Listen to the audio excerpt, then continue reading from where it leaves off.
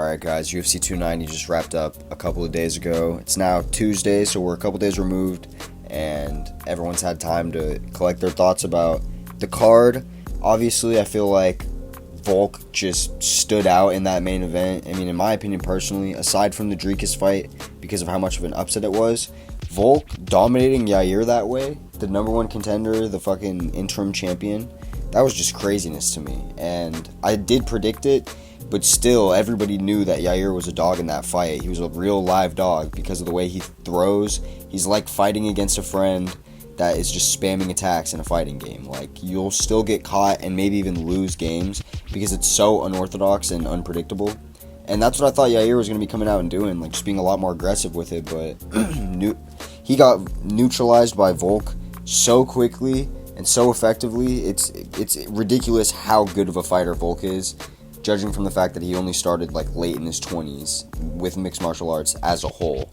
And, you know, obviously everybody knows that he used to weigh 211 pounds. Shit was crazy, so it's just wild to see what he's done, moving down in weight and just being a little tank. And then we have the fight of the night, in my opinion, one of the best fights of the year, hands down, for 2023 so far. Brandon Moreno versus Alejandro Pantoja 2. I predicted Alejandro Pantoja to get the upset and win the fight. I was kind of surprised he was such a big underdog.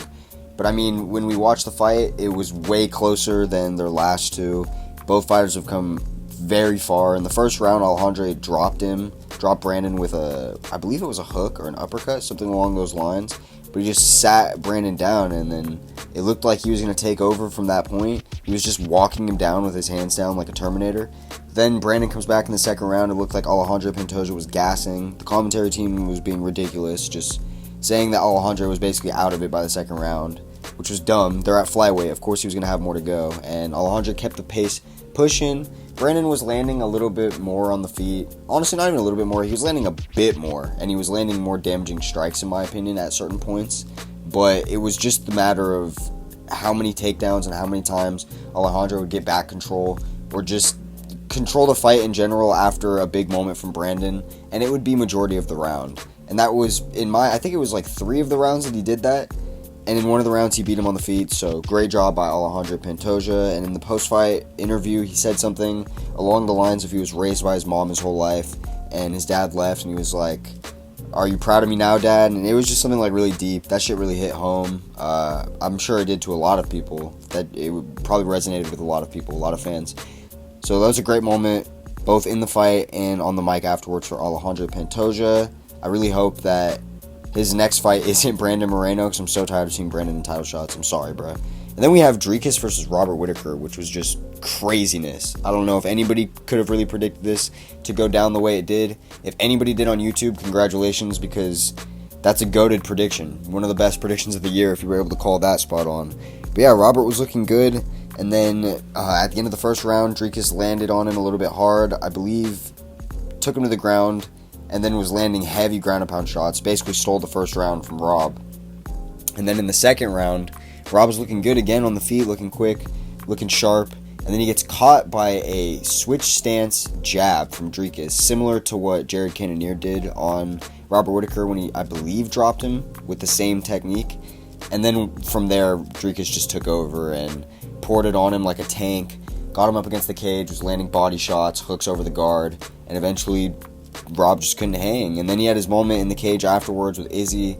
Izzy came up, was basically trying to sun him because of the whole, Africa debate. I'll probably make a whole video on that, so I'm not going to spoil my takes on this too much. But I will say I kind of felt like it robbed Dricus of his moment, because now that's all that anybody's talking about. Then we have Dan Hooker versus Jalen Turner. This is an amazing fight. Another underdog that I predicted correctly. I called Dan Hooker. I don't know why. I just had a feeling that he was going to be able to pull off what he did. I don't know how the fuck it was a split decision. It should have been a clear as day second and third round win for Dan Hooker. I mean, he nearly put him out with that rear naked choke in the second round, and he clearly won the third round. So I don't know what the fuck the judges were watching, but either way, great fight. And, that moment with the rear naked, if there was just 2 more seconds left on the clock, Jalen's eyes were popping out of his head. Like, it looked bad. Jalen looked slick, but I feel like the weight cut is just too much for him. Then we have Bo Nickal opening up the main card against Val Woodburn. Somebody that a lot of people were surprisingly picking, and I feel like now that the fight's over and it ended the way it did, people aren't going to give Bo Nickal the credit he deserves, but he looked really good out there. He decided to keep his stand-up and just swing and bang, and I respect that in any fighter, especially a prospect that's coming up undefeated. You have a lot to risk. Everyone's saying that you could be the middleweight champion, and you come out and you decide to just swing and bang with a 7-0 tanky build of a man, so I respect it.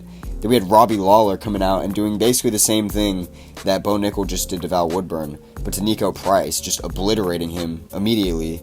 When I was watching it live, I literally was like, oh my god, was that staged? Because it looked so, like, fake. Like, it looked like he was hitting him with nothing and then he crumbled. But then I rewatched it, and obviously Robbie just obliterated him, landed clean too many times on the skull. And then he had his moment when Robbie's emotional. You know all the boys are emotional because Robbie is almost never showing any type of emotion. He's so stoic. But he got his fairy tale send-off. I honestly wouldn't be surprised if he tried to convince Dana to come back, but I'm sure that won't happen. Then we had Tatsuro Taira on the main card, pretty much dominating his fight. I mean, he got clipped in the first round and dropped, I believe, or like kind of knocked down, kind of pushed over. But after that, he recovered really well, and he would just dominate the grappling positions. A lot of this was due to Edgar Cairez kind of making a lot of rookie mistakes, but at the same time, I don't think he would have had anything for Tatsuro Taira. He's a really, really solid prospect. Stay tuned for him. And then we have, I don't even remember her name now, Yasmin Uruguay versus Denise Gomes. Denise Gomes is basically the new version of Amanda Nunes. Yasmin Uruguay was like the best prospect in the last decade in women's MMA, and she got sparked by Denise Gomes. Did not see this one coming. Great win by Denise Gomes. It was like the first 2 punches she threw put her out bad, landed up some follow-up. Then we have Alonzo Menefield taking on Jimmy Crute in the rematch. I think Jimmy Crute retired after this fight. I don't know if it was an emotional thing. Maybe he's really serious about it. But yeah, Jimmy Crute decided to hang it up after this match. Alonzo Menefield wraps up a power guillotine or something along those lines in the second round after Jimmy Crute tries to bully his way into a double leg takedown. Then we had Cameron Simon absolutely demolishing, I don't even remember his name now, Terrence Mitchell, something along those lines. It was the guy that lost to Kai Kara-France by knockout in The Ultimate Fighter way back in the day. But yeah, Cameron Simon just too slick on the feet, and honestly, that's not even what got him this fight in the bag. It was fucking grappling, which is crazy to me. He demolished him in the grappling. He got taken down immediately and then reverse position and just beat him up. And then we have Jesus Aguilar getting the second fastest flyweight knockout in the division's history in the UFC. Absolutely beautiful overhand. It was just right on the money. Put his opponent out cold. Shannon Ross had nothing for him. It was a great night of fights, great night of finishes. It was wild how many sub 1 minute knockouts there were. I think there were 4, which is the new record for a modern day UFC card, which is just absolute craziness, like I said. But if you guys enjoy these recaps, if you enjoy the content on my page, give me a sub, give me a like, share this shit around. It does a lot more than you'd realize. Stay tuned because I'm always posting content. Have a good one.